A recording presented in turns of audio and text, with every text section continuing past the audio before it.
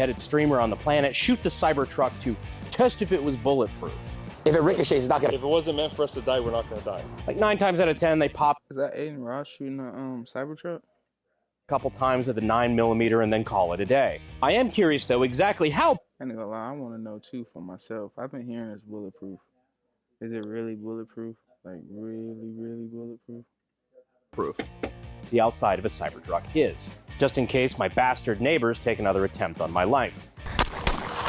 So that's exactly what we're going to be doing today. We're going to be taking a variety of different weapons and different calibers and stepping it up to see exactly how much a Cybertruck will stop.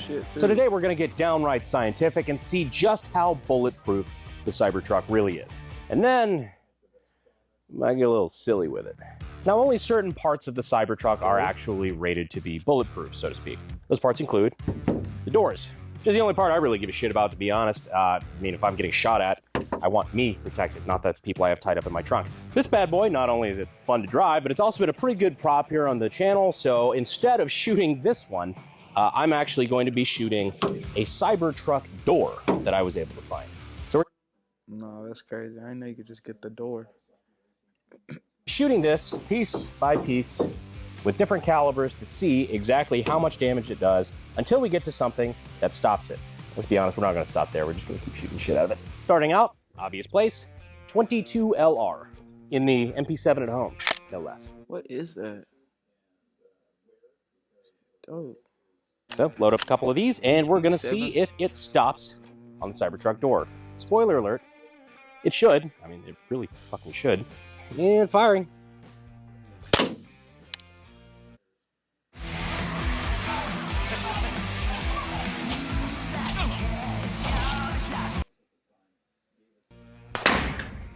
All right, so got a little bit of a dent.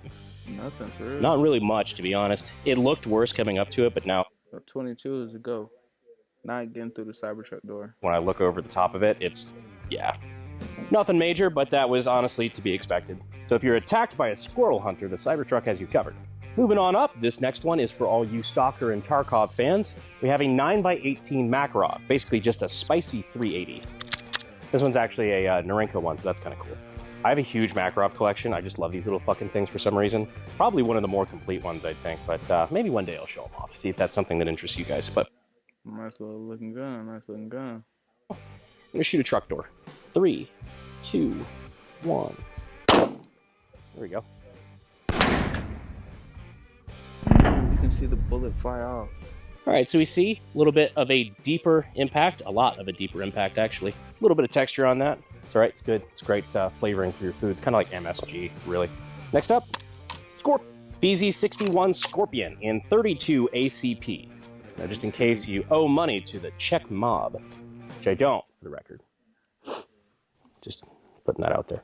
3, 2, 1. Damn. Saw that, right? All right, Scorpion submachine gun. Did not fare much better than 9x18. In fact, I would actually say that's less of an impression. It's not about the size of the round. It's about the motion and the ocean. In this case, not a lot of motion either, so we just fucked, I guess. Next up, we can take these off. We're going for subsonic 9mm out of the MP5 ST. Subsonic 9. That's a good looking gun right there. I ain't gonna lie. It's a good looking gun. Fire looking gun. For drip factor alone. If you played Wet Work on Call of Duty 4, we can be friends. All right.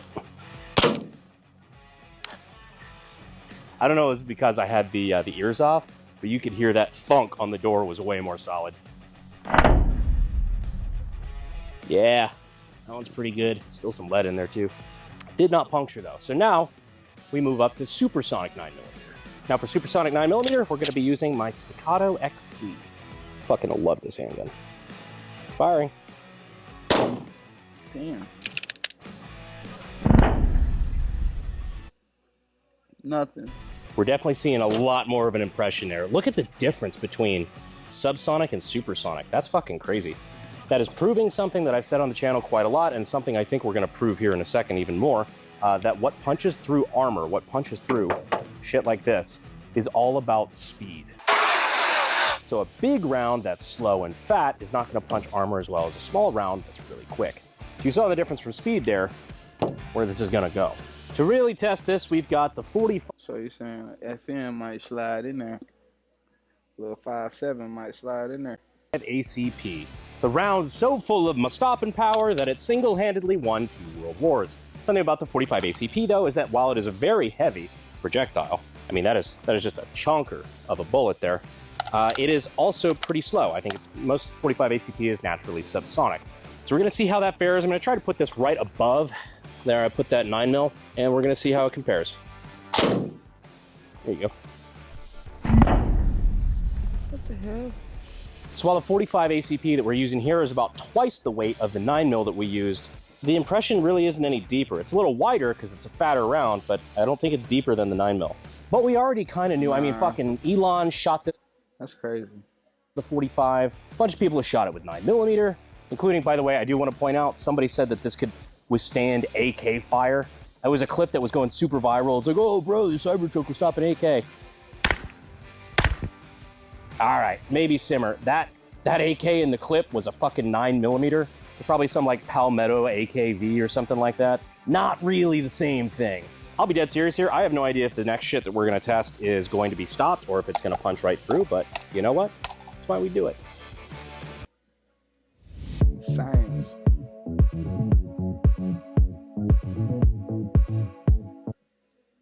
Science. Now, when we're talking speed, I would be remiss if I did not mention the FN57. This bad boy fires, shocker, Well, I told you. 5.7. Get in there. 7mm by 28. It's basically like a small rifle round. It's like a little shrunk down 5.56. Very fast, and is actually notorious for certain types of ammunition being able to punch through ballistic vests, like 3A armor. Very rare for a pistol to be able to do. But let's see how it fares against the Cybertruck door. Yeah, I forgot the trigger's kind of dog shit too. There you go. You put one a little lower, that's like right on the line. There you go. Ooh. Oh, it wanted to punch so bad. Right in there. I don't know if you can see it on camera, but there is a teeny crack right there in the pocket of that crater. Not really any down there, though. So that's actually really interesting. So these are our 2.57 shots. I ain't gonna lie. I thought the 5.7 was gonna go in there for sure. That actually, I was kind of 50-50 on whether that was gonna punch through. But now, I guess we're just gonna have to get bigger. This is the Desert Eagle, the Cybertruck's only known natural predator. Aside from the cartel boss Drip, this one is actually not chambered in 50 AE, and instead 44 Magnum, as Callahan would say. The most powerful handgun in the world, and would blow your head clean off. Feel free to go ahead and pause and take your bets on this down in the comments, because this one is real, like after 5.7, I don't know what to fucking think anymore. 3, 2, 1. Oh, that looked like it might have done it. Well, it looked like it went through and hit the can. Ooh, so a Desert Eagle is going through a Cybertruck for sure.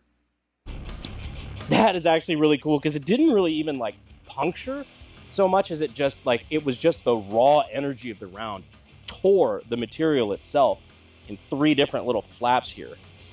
You can kind of see, if you come over here, you can see just like the actual material itself just ripping, especially up from the top. Now on the backside here, yeah, you can see the Projo kept going all the way through. Ripped through. This is obviously a lot skinnier here on the backside. This isn't the bulletproof part, and this is fucking cool. It actually carved off the jacket. So that there is the copper part, the jacket of the 44 Magnum. That's super fucking cool. So if you're driving through a bad neighborhood, don't piss off Clint Eastwood, I guess. Just for shits and giggles, we actually do have a real 50 AE Desert Eagle, and it is this absolute fucking drip. No. With the flashlight and the... You ever seen a Desert Eagle look like that? Machine. The flashlight here is just really fucking insult to injury. God, this is so actually usable. It's annoying. This one is actually not mine. This is the current Firearms Direct Club giveaway gun, and I can't tell you literally any more than that because YouTube fucking hates that shit. But I can tell you, it's probably going to go through a Cybertruck door. 3, 2, 1.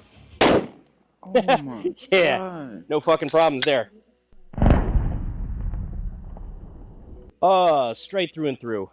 Basically the same thing the 44 did, but with a much bigger hole, which pretty much could be the slogan of the 50 AE, to be frank. Now, back in the realm of shit I'm not sure about, we have the 12-gauge shotgun. This is the KSG-12. You might recognize it. It's usually on the wall behind me when I film. We are using S&B buckshot. Will this penetrate the Cybertruck door? I'd certainly hope so. Again, really not sure. Birdshot, target load, stuff like that, that shit's gonna glance right off. I don't really think that would be a problem. Buckshot, it very much depends on distance, which is a good thing because I'm actually gonna be backing up a decent bit because, you know, not a big fan of ricochets. Controversial statement. You know, bullets lose the vast majority of their energy when they hit a target straight on, like a solid target or anything. That being said, I've been the recipient of ricochets from shotguns before. Once bitten, twice shy. It's a fool me once kind of thing. Fool me once. Shame on you. It fooled me, we can't get fooled again. Firing. No shit. Damn. Peppered it pretty fucking good. But actually, I'm kind of surprised by that. Huh. The pattern was a lot bigger than I would have thought for that distance. Just, I guess, a little bigger. And those did not do nearly as much as I expected. We could actually, well, let's probably shoot this from a little closer, see if it's any different. I'm gonna shoot toward the middle this time. Buckshot, round 2. There you go, much tighter pattern.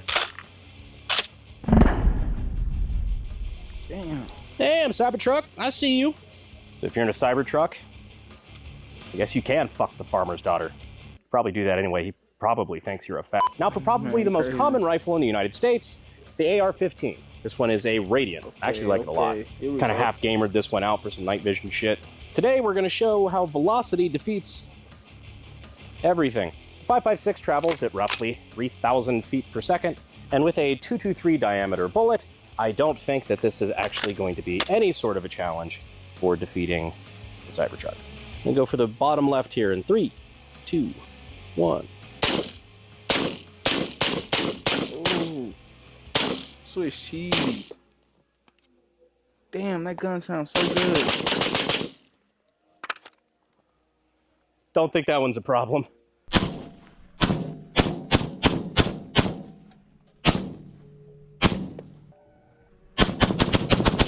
I just bent over to explain that we just Swiss cheesed the door with a rifle round, and I did not realize this was a live Coca-Cola. But the spalling from the other side made it not that anymore.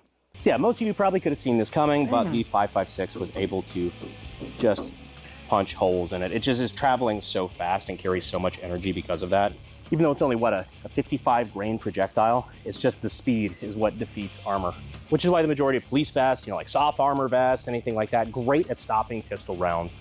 But as soon as you get a rifle round into the equation, there's just not a lot you can do about it. But, not what I was looking for. But, it can be really fun. And I know exactly the gun to use for this. This, if you're not familiar, is the AK-50. A 50 BMG, not to be confused with AE, like the Desert Eagle. 50 BMG, big motherfucker, big motherfucking gun, if you will. And I know this is gonna punch through that door, but that's a big gun. It's gonna be fun to look at anyway, especially since that is huge. We are using Mark II-11 Raufous today. Type of specialty 50 caliber ammo that should give us a nice little pop. Is this a little gratuitous? Yes. Firing in 3, 2, 1. That's fucking stupid. Damn.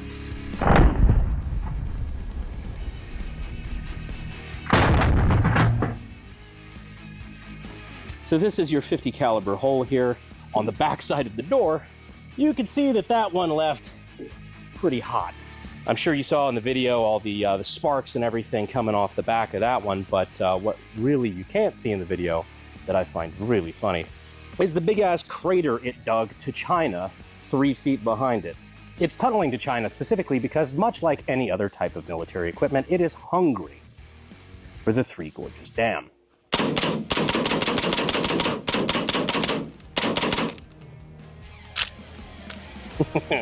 Ladies and gentlemen, that is our bulletproof test for the Cybertruck. A couple of those actually surprised me a little bit, which means today we're doing my favorite kind of science, redneck science. In the words of Adam Savage, anything science if you write shit down, or in this case, record it, which means Mia Khalifa's done a lot of science. Anyhow, if there's anything you think that we missed, or if there's anything that surprised you, or you don't think we did right, I'm sure if that last one's true, you have already told me down in the comments. But if there's anything else you'd like to see coming up, we got some plans, we got some cool content that we've got in the works right now. Nah, that was dope. I ain't gonna lie. I knew the 5.7 was going to for sure. AR2. Cybertrucks are not completely bulletproof. That's a myth. I'm out.